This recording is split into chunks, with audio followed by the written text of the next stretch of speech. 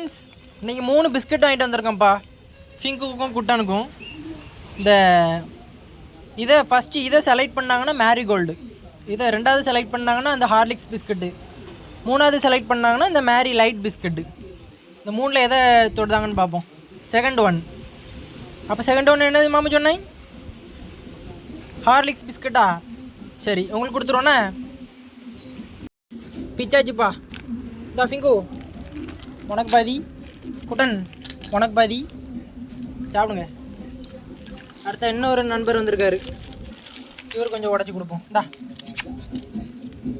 சாப்பிடு மாமா. இன்னொரு பூனை குட்டி உங்களை அதை எடுத்துட்டோம், அதுக்கும் கொடுப்போம்.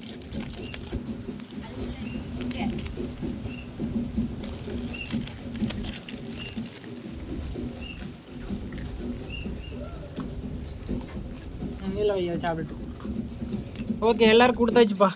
பார்க்கலாம்.